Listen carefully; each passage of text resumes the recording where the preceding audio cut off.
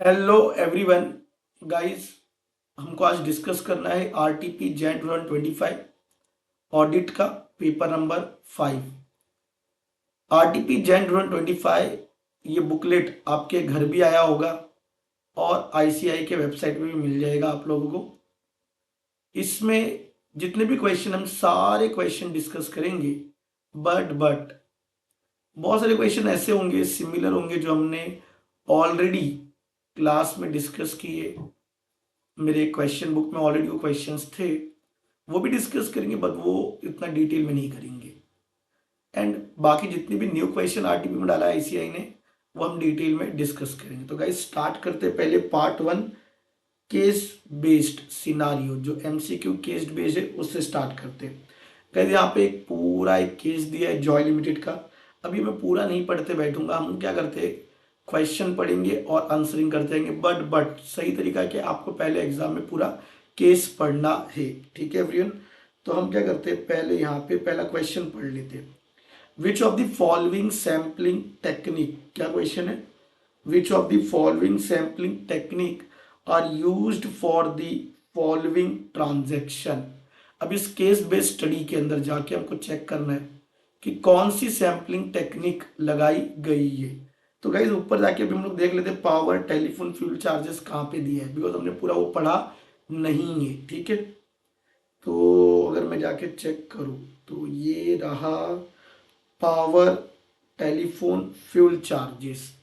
और इसके लिए लोगों ने क्या यूज़ किया है, रैंडम नंबर टेबल यूज़ किया है। पावर, टेलीफोन, फ्यूल चार्जेस के लिए क्या यूज़ किया है लोगों ने, रैंडम नंबर टेबल। और देखते हैं हमने क्या क्या ऑप्शन है, वो भी चेक कर लेते हैं हम लोग।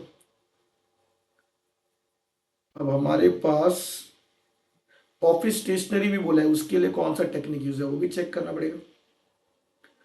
ऑफिस स्टेशनरी के लिए ये लोग ने no structured method, office stationery के लिए नो स्ट्रक्चर्ड मेथड यूज किया। दैट मीन्स गाइस क्या बोलेंगे उसको याद है, हैप्पजार्ड सैम्पलिंग। हैप्पजार्ड सैम्पलिंग अगर आप लोगों को पता होगा तो हमारे जो मेथड्स ऑफ सैम्पलिंग है उसको याद रखने का हमने एक तरीका बताया था। भीम, याद है, डॉक्टर भीम राव अंबेडकर का रैंडम सिलेक्शन मेथड। तो जो भीमराव अंबेडकर में बी एच जो था वो था हैप्पजार्ड सैम्पलिंग, जो नॉन स्ट्रक्चर्ड होता है। तो ऑफिस स्टेशनरी के लिए भी वो लोग ने पूछा है, तो इसके लिए तो हमको रैंडम नंबर दिख रहा है। ऑफिस स्टेशनरी के लिए हैप्पजार्ड सैम्पलिंग दिख रहा है। ट्रैवल एक्सपेंसेस जाके देखते हैं हम लोग। Travel expenses exceeding 8,000 were selected for travel expenses. Guys Bhimrao में जो एम है याद है, मॉनिटरी यूनिट, सब पॉपुलेशन डिवाइड करते हैं।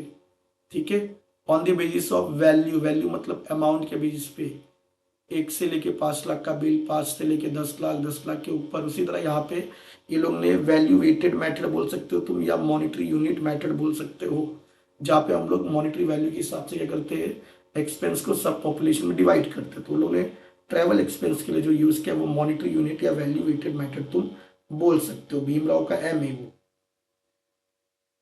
ये था ट्रैवल के लिए। ट्रैवल के लिए हमने बताया मॉनिटरी। सेल्स के लिए उन्होंने क्या यूज किया, लेट्स सी सेल्स के लिए क्या यूज किया guys. The first 200 sales invoice, याद है ब्लॉक, ब्लॉक बनाते हैं। जैसे 1000 सेल्स का बिल है तो 200 200 करके 5 ब्लॉक बना दिया, और कोई भी एक ब्लॉक आप सिलेक्ट कर लेते हो, कभी कभी 2 ब्लॉक भी। तो ये लोग ने first 200 sales invoice from the sales book for the month of July were selected for sales. तो ये कौन सा मेथड हो गया गाइस, ब्लॉक मेथड। भीमराव का बी, ब्लॉक मेथड। देखो हमने पूरी केस स्टडी नहीं पढ़ी, कोई दिक्कत नहीं, लेकिन आपको एग्जाम में पहले पढ़ना है। बट स्टिल हम डायरेक्ट यहाँ पे आरटीपी डिस्कशन करें तो मैंने बता दिया कैसे हमने आंसर निकाला है। ठीक है गाइस, अब यहाँ पे मेरे को सही ऑप्शन चुनना है क्वेश्चन नंबर 1 के लिए। रैंडम नंबर आएगा। सिस्टमेटिक सैम्पलिंग गाइस कहीं पे भी आ रहा है, नहीं आ रहा है। देखो तुम, यहाँ पे रैंडम नंबर आ रहा है, यहाँ पे है हैप्पजार्ड सैम्पलिंग, यहाँ पे मॉनिटर यूनिट, और यहाँ पे ब्लॉक। तो पहला ऑप्शन तो गया। Second systematic sampling, again systematic sampling कहीं नहीं है अपने इसमें, तो सेकेंड ऑप्शन भी गया। फिर random sampling, yes random sampling था पावर एंड टेलीफोन के लिए। हैप्पजार्ड सैम्पलिंग था स्टेशनरी के लिए। मॉनिटरी यूनिट किसके लिए था, ट्रैवलिंग के लिए। और सेल्स के लिए ब्लॉक सैम्पलिंग था। तो करेक्ट आंसर सी है गाइस, बट स्टिल एक बार डी भी देख लेते। रैंडम सैम्पलिंग, हैप्पैजार्ड, सिस्टमेटिक कहीं नहीं है, तो हमारे लिए राइट आंसर है C, random sampling, haphazard sampling, monetary unit and block sampling. ये हमारा पहला केस बेस्ड एमसीक्यू था। सेकेंड क्या है guys, which audit procedure was mister Suresh intended to perform by comparing sales expenses, sorry salary expenses. कौन सा audit procedure mister Suresh perform करना चाहते थे बाय कंपेयरिंग सैलरी एक्सपेंसेस? अच्छा वैसे मुझे बता दो, तुम कंपैरिजन वगैरह कहाँ पढ़े हो? ऐसे 520 याद है ना, एनालिटिकल प्रोसीजर में।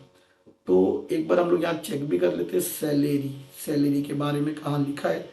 तो गाइज यहाँ पे बात कर रहे हैं वो कि mister Suresh one of the team member ने कंपेयर किया salary expense incurred by the company during the current year को कंपेयर किया विद प्रीवियस 5 ईयर्स के साथ।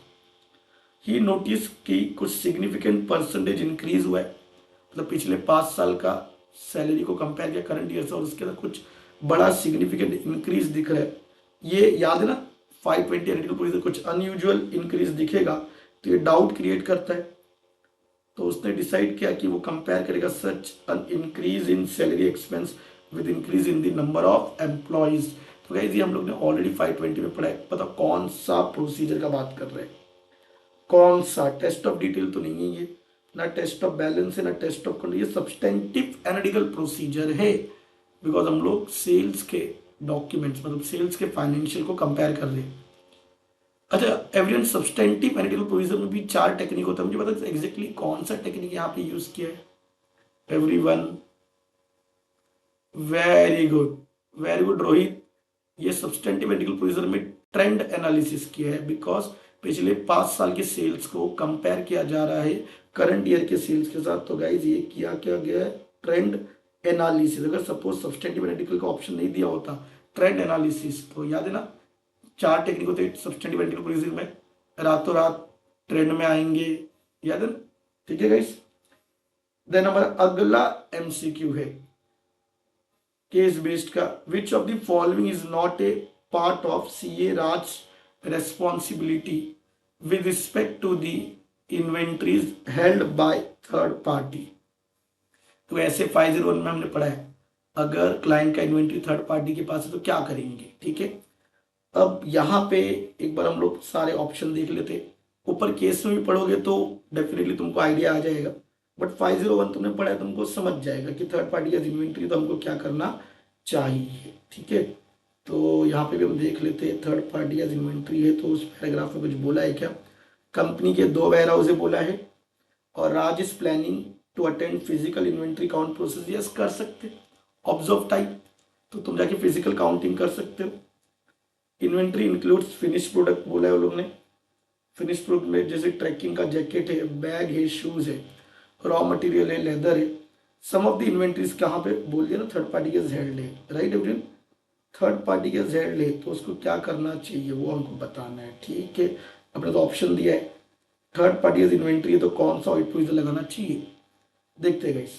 CA Raj request confirmation from third party regarding quantity and condition of the inventory held by them. Guys आप सबको पता होगा, ऐसे 501 में हमने पढ़ा है इन्वेंट्री के कौन से 2 असर्शन हम कंफर्म करते हैं, एक होता है एग्जिस्टेंस और दूसरा होता है कंडीशन, याद है कि एग्जिस्टेंस एंड कंडीशन। तो यहाँ पे बोल रहे हैं कि हम लोग कंफर्मेशन रिक्वेस्ट मांगे, डेफिनेटली हम कंफर्मेशन रिक्वेस्ट ले सकते हैं थर्ड पार्टी से कि इन्वेंट्री का कंडीशन क्या है, क्वांटिटी कितनी है, मतलब एग्जिस्टेंस यहाँ पे कितनी quantity, that is as good as existence. तो उसके लिए हम लोग ये प्रोसीजर तो कर सकते हैं। इसने पूछा कौन सा नहीं कर सकते, नॉट, कौन सा नहीं करेंगे, तो ये कर सकते हैं हम। फिर CA Raj should perform an independent valuation. Guys inventory की हम 2 चीजें करते हैं, क्या कंफर्म करते हैं, एग्जिस्टेंस एक असर्शन जिसको क्वांटिटी भी बोल सकते हैं, एंड दूसरा असर्शन है वैल्यूएशन, क्या, सॉरी कंडीशन, क्या है कंडीशन। जैसे ही मैंने वैल्यूएशन बोला, कुछ लोग बोल रहे नहीं सर, यस एवरीवन, ऑडिटर कभी भी इन्वेंट्री का वैल्यूएशन नहीं करता, इन्वेंट्री का वैल्यूएशन करना ऑडिटर का काम नहीं है। ये असर्शन में हम इंटरेस्टेड नहीं है। देखो क्या लिखा है, CA Raj should perform an independent valuation of inventory ना based solely on company's internal record ना। ये मैनेजमेंट की जिम्मेदारी है इन्वेंट्री का वैल्यूएशन कराना। ऑडिटर इन्वेंट्री के एग्जिस्टेंस एंड कंडीशन वाले असर्शन में इंटरेस्टेड है। इंडिपेंडेंटली वैल्यूएशन करवाना हमारी जिम्मेदारी नहीं है। हम ये प्रोसीजर कभी नहीं लगाते थर्ड पार्टी का अगर इन्वेंट्री पड़ी है तो। ठीक है भी गाइस, ये आप ये नहीं लगाएंगे हम लोग, ये हम लोग वैल्यूएशन नहीं करेंगे इन्वेंट्री का, वो हमारा काम ही नहीं है। ठीक है, ये B is right answer, but still हम लोग सी डी भी चेक करते हैं। C Raj should request the third party to allow him to physically inspect कर सकते। C Raj should review the terms of the agreement between the company and third party to understand the responsibility related to inventory management. Definitely ये भी check कर सकते हैं हम लोग कि क्या उनका टर्म से हमारे क्लाइंट का एंड थर्ड पार्टी का इन्वेंट्री के मैनेजमेंट को लेके। बट गाइज हम लोग कभी भी इंडिपेंडेंट वैल्यूएशन नहीं करवाते। ठीक है, तो हमारा करेक्ट आंसर है बी। हम लोग ए एक्सटर्नल कंफर्मेशन ले सकते हैं इन्वेंट्री के लिए, थर्ड पार्टी को रिक्वेस्ट करके फिजिकली इन्वेंट्री इंस्पेक्ट कर सकते, और थर्ड पार्टी और हमारे क्लाइंट के बीच में क्या टर्म्स है, कैसे इन्वेंट्री को मैनेज करेंगे, मतलब एग्रीमेंट के टर्म्स देख सकते हैं। ये भी अगेन तुमको बताइए, हम लोग कंफर्म कर सकते हैं क्या टर्म्स पे वो इन्वेंट्री वहां पे मेंटेन या कंट्रोल कर रहे हैं। बट इंडिपेंडेंट वैल्यूएशन ये हमारा काम नहीं है, तो राइट आंसर है यहाँ पे बी। अगला जो एमसीक्यू क्वेश्चन है, which audit procedure was used by CA Raj while collecting all rent agreement. Rent agreement collect करने का टाइम पे, तो रेंट एग्रीमेंट तो डॉक्यूमेंट है गाइस, राइट एग्रीमेंट, और डॉक्यूमेंट पे जनरली क्या लगता है, इंस्पेक्शन। फिर भी एक बार हम लोग रीड करते हैं यहाँ पे, Joy limited operates 100 stores on rented premises. 100 इनके रेंटेड प्रीमाइसेस के स्टोर्स है across the country and is in the process of expanding, वो बिजनेस को एक्सपांड करना चाहते हैं। Although the rent expenses have been accounted for, the auditor requested the management to provide all active rent agreement. जो rent agreement मांग रहे हैं that means document है, रेंट एग्रीमेंट इज डॉक्यूमेंट, हम उसका क्या करेंगे, इंस्पेक्शन। तो यहाँ पे आंसर क्या आना चाहिए, इंस्पेक्शन आना चाहिए। Right everyone, rent agreement document check करेंगे तो क्या आंसर आना चाहिए, इंस्पेक्शन। एंड जो केस बेस्ड स्टडी का लास्ट क्वेश्चन है, 5th नंबर एमसीक्यू, देखते हैं। In the given case the audit team of CA Raj discusses the sufficiency and appropriate of audit evidence in the context of Joy Limited's audit. The team was considering various factors, कुछ factors बताना जो affect करता है sufficiency of the evidence they gathered for large volume of transaction। तो आप notice करोगे तो यहाँ पे क्या बात चल रहा है, sufficient audit evidence कब होगा। अब ये बोल रहे कुछ फैक्टर्स है जिससे पता चलता है कि कितना ऑडिट एविडेंस सफिशिएंट होगा। ठीक है, तो विच of the following is not a factor, कौन से नहीं है फैक्टर हमको वो बताना है। गाइज हमने ऐसे 500 ऑडिट एविडेंस में पढ़ा है कुछ फैक्टर्स है जिससे sufficiency of audit evidence affect होता है। याद है कि नहीं गाइज, याद है सफिशिएंसी मतलब क्वांटिटी, और क्वांटिटी किससे अफेक्ट होता है, एमआरपी। याद है क्वांटिटी किससे अफेक्ट होता है, एमआरपी। याद है कि नहीं, एमआरपी मतलब मटेरियलिटी से अफेक्ट होता है, ये राइट है। आर मतलब रिस्क ऑफ मटेरियल मिसट्रीटमेंट से अफेक्ट होता है। पी पॉपुलेशन से अफेक्ट होता है। यहां उसने पूछा ऐसा कौन सा फैक्टर है जिससे sufficiency of audit evidence affect नहीं होता, बराबर, not a factor that would influence the auditor's judgement on sufficiency. तो गाइस एमआरपी अपना कोड याद है, क्वांटिटी से अफेक्ट होता है, एमआरपी से, ऐसे 500 में पढ़ा है। तो यहाँ पे जो आंसर है कि टाइप ऑफ प्रोडक्ट से हमारा sufficiency of audit evidence affect नहीं होता। इसने पूछा था नॉट कौन सा नहीं है फैक्टर, तो ये करेक्ट आंसर होगा डी। राइट एवरीवन, सारे कोर्स निमोनिक याद रहना चाहिए, समझा एवरीवन, एंटरटेनमेंट, एजुटेनमेंट, ऑडिटेनमेंट। चलिए आगे, यहाँ पे हमारा केस बेस्ड एमसीक्यू खत्म हो गया। अब कुछ जनरल एमसीक्यू है, जैसे CA Sumit during the process of assembling the audit file. Again हमने ये पढ़ा है एसक्यूसी 1 में कि एसए 230 में, एसक्यूसी 1 में या एसए 230 में, जिग्ना एसक्यूसी 1 में, वेरी गुड। देखो एसक्यूसी 1 में हमने पढ़ा है असेंबली ऑफ ऑडिट फाइल के बारे में, और क्या पढ़ा था हमने, जब ऑडिट कंप्लीट हो जाता है उसके 60 दिन में असेंबल करना पड़ता है ऑडिट फाइल, बराबर। पढ़ते पूरा question, CA Sumit during the process of assembling the audit file after the completion of the audit brief his team on the changes to be made in the audit documentation. Audit खत्म होने के बाद जो 60 days का process है उसमें हम लोग जो फालतू फाइल वाइल होते हैं यार, डुप्लीकेशन वगैरह वो सब निकाल देते, तो उसकी बात कर रहे हैं। तो बोल रहा है which of the following changes can be made during the audit assembly file, क्या चेंजेस हम लोग कर सकते हैं। गाइस याद है H D square, H D square क्या कर सकते हैं हम लोग, शॉर्टिंग मतलब हम डॉक्यूमेंट्स को एक ऑर्डर में शॉर्ट कर सकते हैं, कोलेटिंग प्रॉपरली अरेंज कर सकते हैं, क्रॉस रेफरेंस के लिए फर्स्ट जो फाइल में हम लोग डॉक्यूमेंट सारे वर्किंग पेपर को शॉर्टिंग करेंगे, क्लियर करके प्रॉपरली कलेक्ट करके रखेंगे, तो स्टार्टिंग में इंडेक्स बनाते हैं उसको बोलते क्रॉस रेफरेंस, तो ये तो हम लोग कर सकते हैं, ये चेंजेस कर सकते हैं हम लोग। डिलीटिंग कर सकते हैं, डिस्कार्डिंग सुपरसीडेड डॉक्यूमेंट, कोई डबल डॉक्यूमेंट आ गया ऑडिट करने के टाइम पे हम घाई घाई में ले लेते, कोई ना ऐसे टाइपोग्राफी एरर वाला डॉक्यूमेंट आ गया, सुपरसीडेड डॉक्यूमेंट को करेंगे डिलीट करेंगे।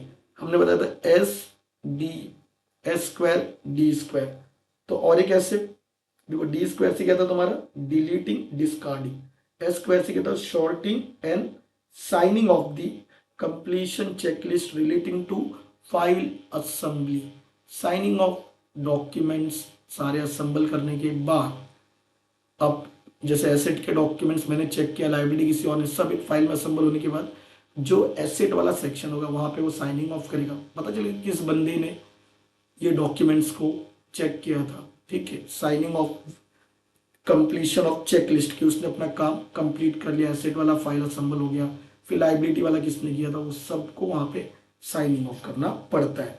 तो एस स्क्वायर डी स्क्वायर तुम करते हो, that to be within 60 days after completion of audit, हमने एसक्यूसी 1 में पढ़ा है। तो गाइस क्या नहीं करते, क्या चेंजेस नहीं करेंगे, रिकैलकुलेशन नहीं करेंगे और इंटरेस्ट ऑन लोन नहीं करेंगे। यहाँ पूछा है which of the following changes can be made during the audit file assembly stage में, तो गाइज ए आएगा sorting collating and cross referencing of the working paper, और बी भी आएगा डिलीटिंग डिस्कार्डिंग, और ई भी आएगा साइनिंग ऑफ, तो हमारा करेक्ट आंसर होगा A, right everyone. Next MCQ है क्वेश्चन नंबर 7, थाला for the reason. CA Rao is conducting an audit for ABC limited, एक बड़ा क्लाइंट है, he is informed by the client CFO, client के CFO ने सीए राज को inform किया that if they report certain deficiency, अगर auditor कोई डेफिशिएंसी रिपोर्ट करेगा तो auditors firm may not be considered for future engagement के लिए उसको काम पे नहीं रखेंगे।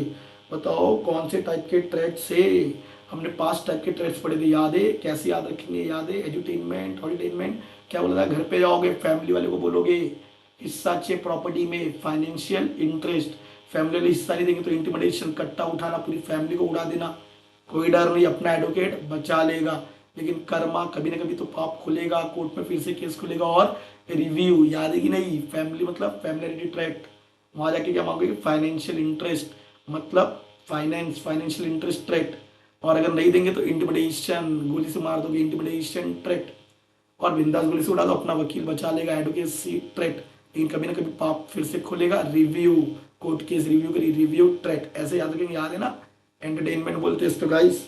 अब मुझे बताओ यहाँ पे क्या आंसर आएगा, बोल रहा है कि the auditor firm may not be considered for future engagement के लिए, which type of tract does the scenario represent, familiarity tract ना, सेल्फ इंटरेस्ट ट्रैक्ट ना, एडवोकेसी ट्रैक्ट ना, क्या ये गाइस इंटिमिडेशन, धमकी, धमकी लग रहा है, the auditors firm may not be considered, क्या ये धमकी लग रहा है कि ये सेल्फ इंटरेस्ट ट्रेट है, धमकी या सेल्फ इंटरेस्ट ट्रेट है, बोलो,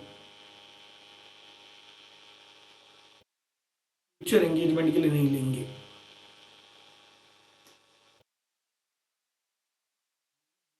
धमकी, कुछ बच्चे बोल रहे धमकी इंटिमिडेशन, कुछ बोल रहे self interest. Guys everyone, question number 7 इस धमकी, या सिंपल सी चीज है, इंटिमिडेशन ट्रेट आएगा, देखो रिप्लेस करने का धमकी देता है कि नहीं, मैनेजमेंट सनी में हमने पढ़ा था, बहुत बच्चे सेल्फ इंटरेस्ट लिख रहे हो, completely wrong, it is intimidation trait guys, धमका रहा है, धमका रहा है, हाँ तो तुमको कॉन्फिडेंस होना चाहिए, राइट एवरीवन। रिप्लेसमेंट का हमने बताया था ना, क्या क्या धमकी दे सकता है। एक तो रिप्लेसमेंट का, एक इम्प्रोपोर्शनेटली फीस रिड्यूस कर देगा काम के मुकाबले, याद है। और एक लिटिगेशन कोर्ट कचहरी, याद है, सनी कैबिनेट बुलाएगी, तो उसमें एक धमकी था कि रिप्लेस कर देंगे। इंटिमिडेशन, थ्रेट, राइट आंसर है, ध्यान देना everyone. Next 8, question number 8, Kaushal the statutory auditor of Femo limited obtain trade receivable ageing report. Trade receivable ageing report मिला है। एजिंग समझते हो ना, 30 दिन की कितना डेटर का बाकी है, 60 डेज से कितना डेटर का बाकी है, 90 दिन से कितना बाकी है। अगर कोई डेटर का लंबे समय से पैसा बाकी है, एजिंग पीरियड लंबा है, तो प्रोविजन ज़्यादा बनता है, कम है तो कम प्रोविजन बनता है, मालूम होना चाहिए। तो यहाँ पे एक ऑडिटर है जिसने ट्रेड रिसीवेबल का एजिंग रिपोर्ट लिया, ऑडिटर ने उसको एनालाइज किया और आइडेंटिफाई किया कि doubtful debt during the audit of accounts receivable. Definitely जो ज़्यादा दिन तक एजिंग है, पेंडिंग है, 100 दिन, 200 दिन, 90 दिन, उसके लिए ज़्यादा प्रोविजन करेंगे, और जो थोड़े दिन तक के लिए उसके लिए कम करेंगे, उसको डाउटफुल डेट भी बोलते हैं। Which balance sheet assertion is CA Kaushal intended to check. मुझे एक चीज बताओ गाइस, क्या यहाँ पे Kaushal books of account check कर रहा है? यस।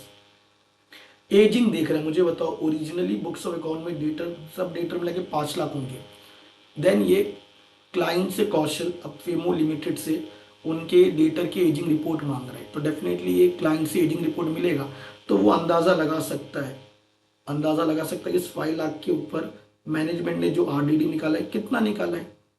और मैंने क्या बताया था, जो ग्रॉस वैल्यू थी 5 लाख दैट इज एग्जिस्टेंस, उसमें से आरडीडी प्रोविजन माइनस कर दो तो जो बैलेंस आता है वो क्या होता है? वैल्यूएशन। याद है कि नहीं? बोलो यार। और एक हमने इसके रिलेटेड जबरदस्त एमसीक्यू भी किया था, याद है 505 में, बहुत जबरदस्त एमसीक्यू, अगर याद आया रहेगा, कि एक्सटर्नल कंफर्मेशन से वैल्यूएशन वाला असर्शन कंफर्म नहीं होता है। वैल्यूएशन कंफर्म करना है तो जो यहाँ पे दिया है, ऑडिटर को क्लाइंट से डॉक्यूमेंट एजिंग रिपोर्ट लेके देखना है कितना प्रोविजन बनेगा, देन वो ग्रॉस अमाउंट पे प्रोविजन माइनस कर दो तो डेटर का वैल्यूएशन मिल जाता है। ये हमने क्या था एक्सटर्नल कंफर्मेशन 505 में, डेटर वैल्यूएशन का असर्शन कंफर्म नहीं कर सकता, डेटर को थोड़ी पता है, प्रोविजन कौन बनाता है? मैनेजमेंट। समझा एवरीवन? तो गाइस ये थे हमारे एमसीक्यू।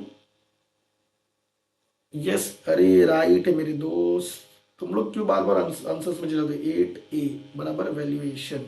ठीक है गाइस, कोई भी आंसर्स डायरेक्ट चेक नहीं करिएगा, ठीक है, पूरा खत्म होने दो, बीच बीच में अपने कॉन्फिडेंट होना चाहिए, ठीक है। चलो अभी एमसीक्यू के बाद डिस्क्रिप्टिव क्वेश्चन, पहला चैप्टर नंबर 1 से एक बार रीड करते। आरएसटी लिमिटेड एक रिटेल कंपनी है और वो सेटअप कर रही है internal control requiring. Internal control किस चीज़ के लिए? वो हर स्टेप, हर एक एक्शन, हर एक ट्रांजेक्शन के लिए तुम इंटरनल कंट्रोल बना सकते हो।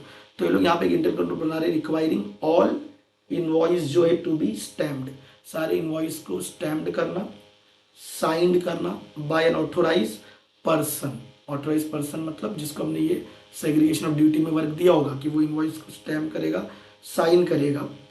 in goods receiving section of the company stating the date and time of the receiving goods in premises to ensure that only those purchase bills are produced for payment for which goods have been actually received।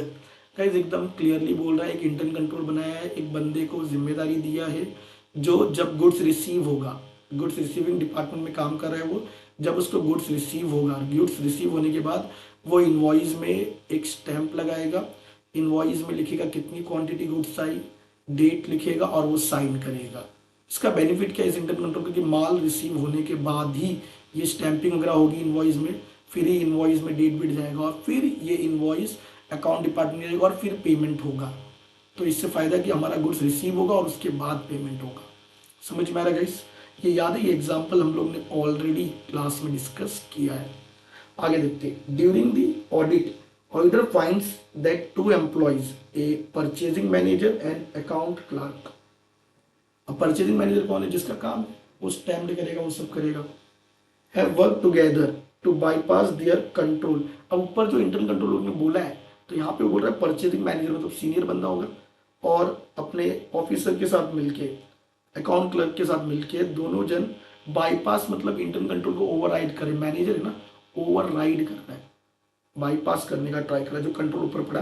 कैसे bypass करने का बोले कि वो लोग submit करेंगे fake invoice, जो result होगा इन payment for goods that were never received. ऊपर इंटरनल कंट्रोल किस लिए बनाया था कि गुड्स रिसीव्ड हो जाए, उसके लिए इंटरनल कंट्रोल बनाया था ऊपर, बराबर।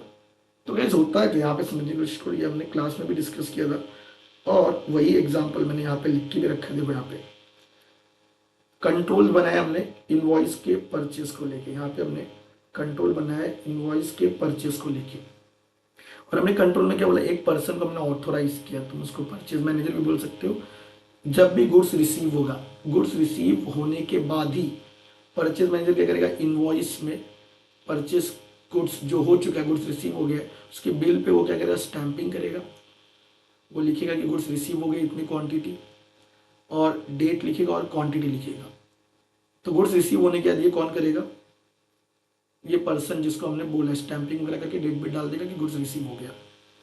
उसके बाद अकाउंट डिपार्टमेंट क्या करता है, पेमेंट करता है। क्या करता है, पेमेंट करता है अकाउंट डिपार्टमेंट। ये इंटरनल कंट्रोल था। अब ये लोग दोनों मिलके प्लान कर रहे हैं कि ये लोग क्या करेंगे, बाईपास, ये जो इंटरनल कंट्रोल बना है इसको तोड़ेंगे। डेफिनेटली परचेज मैनेजर भाई सीनियर है, कंट्रोल्स को इजीली ओवरराइड बाईपास कर सकता है। और हमने बोला कि सीनियर मैनेजमेंट जो कंट्रोल्स को इजीली ब्रेक कर सकता है, this is as good as, याद है कंट्रोल रिस्क की इनहेरेंट रिस्क, ये तो हम अज्यूम करते कंट्रोल्स है ही नहीं, बिकॉज यही बना रहे और यही बाईपास कर रहे। अब यहाँ पे रिस्क क्या है, जो हमने बोला रिस्क ये है कि कई बार पेमेंट हो जाएगा और गुड्स रिसीव नहीं होगा। ऐसा कब होगा, जब दोनों जन के बीच में क्या हो जाएगा, मिली भगत।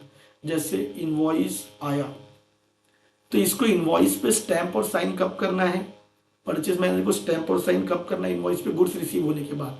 हो सकता है बिना गुड्स रिसीव किए ही ये इनवॉइस पे स्टैंपिंग वगैरह कर दे और बोल दे गुड्स रिसीव हो गया, झूठ बोल सकता है। और फिर ये इनवॉइस किसको भेज देगा, अकाउंट डिपार्टमेंट को भेज देगा। दोनों की मिली भगत है।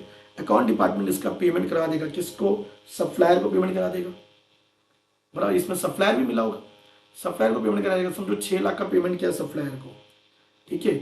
गुड्स तो रियल में रिसीव नहीं हुआ, जो परचेज मैनेजर है उसने बिना गुड्स रिसीव किए स्टैंपिंग डेट भी डाल दिया और परचेज मैनेजर ने ये भेज दिया अकाउंट डिपार्टमेंट को पेमेंट के लिए। अकाउंट डिपार्टमेंट ने पेमेंट कर दिया सप्लायर को, तो 3 लोग मिल गए यहाँ पे। और सप्लायर को 6 लाख रुपए ऐसे ही मिल गए बिना गुड्स रिसीव हुए। क्या ये रिस्क है कि नहीं, पेमेंट मिल गया, गुड्स आया ही नहीं, क्योंकि कॉल्यूजन कर लिया मैनेजमेंट ने। अब ये 6 लाख रुपए पे ये लोग क्या करेंगे, आपस में तीनों बांट लेंगे। समझ में आ रहा है, तो बताओ ये एक इनहेरेंट लिमिटेशन है कि नहीं, यस ये एक इनहेरेंट लिमिटेशन है। अरे ये किसकी वजह से हो रहा है, ये मैनेजमेंट की वजह से हो रहा है, बराबर। मैनेजमेंट की वजह से कॉल्यूजन हो रहा है। क्या ये चीजें बुक्स ऑफ अकाउंट में, बताओ गुड्स तो मिला ही नहीं, जब गुड्स रिसीव नहीं हुआ और आप बुक्स ऑफ अकाउंट में लिख रहे हो कि 6 लाख का इन्वेंट्री परचेज किया, रियल में गुड्स 0 रुपए का, तो मिस स्टेटमेंट होगा कि नहीं, क्या मटेरियल मिस स्टेटमेंट होगा। बुक्स ऑफ अकाउंट में 6 लाख आपने रिकॉर्ड कर दिया और रियल में गुड्स 0 रुपीज का रिसीव हुआ है। समझ में आ रहा है, क्या ये मिस स्टेटमेंट है, यस।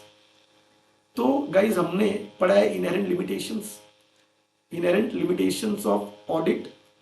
5 इनहेरेंट लिमिटेशन है, याद है कि नहीं एवरीवन, कितने इनहेरेंट लिमिटेशन है, 5। इफ आप लोगों को याद है कितने इनहेरेंट लिमिटेशन है, 5। कैसे याद रखते हैं हम लोग, फीफा वर्ल्ड कप आता है, टाइम बर्बाद होगा, इनहेरेंट इनबिल्ट है फीफा टाइम। इसमें था पहला फाइनेंशियल रिपोर्टिंग का नेचर, याद है। देन गाइज आई से क्या था, आई से और इट इज नॉट इन्वेस्टिगेशन। फिर था फ्यूचर के लिए हम जिम्मेदार नहीं है। फिर था ऑडिट प्रोसीजर का नेचर, ये मैनेजमेंट की गलती, ये ऑडिटर की गलती। और टाइमलीनेस, याद है ना, टाइमलीनेस बैलेंस करना पड़ता है, ठीक है। तो गाइज यहाँ पे ये 5 लिमिटेशन है जिसकी वजह से हमारा ऑडिट में कुछ ना कुछ गड़बड़ होता ही है। मुझे आप लोग बताओ गाइज यहाँ पे कौन सा लिमिटेशन आ रहा है, ये यहाँ पे कौन सा लिमिटेशन आ रहा है।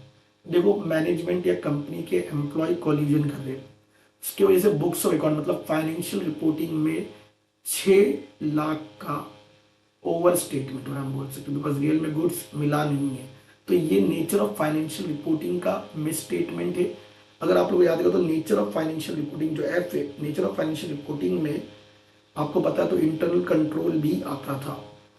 नेचर ऑफ फाइनेंशियल रिपोर्टिंग में क्या क्या आता है कि प्रिपरेशन ऑफ एफएस मैनेजमेंट की जिम्मेदारी है, और वो एफएस बनाने के लिए जजमेंट लगाना है वो भी मैनेजमेंट की जिम्मेदारी है, और एक अच्छा इंटरनल कंट्रोल बनाना जिससे अच्छी फाइनेंशियल स्टेटमेंट प्रिपेयर हो। तो यहाँ पे इंटरनल कंट्रोल वीक है, इंटरनल कंट्रोल इजीली बाईपास हो रहा है, तो डेफिनेटली ये कौन से इनहेरेंट लिमिटेशन की वजह से गड़बड़ हो रहा है, 5 है, बट इसमें किसकी वजह से गड़बड़ हो रहा है, नेचर ऑफ फाइनेंशियल रिपोर्टिंग की वजह से ये गड़बड़ हो रहा है। याद है गाइस, ये हमने क्लास में पढ़ा था, बड़ा ही ब्यूटीफुल क्वेश्चन है एवरीवन।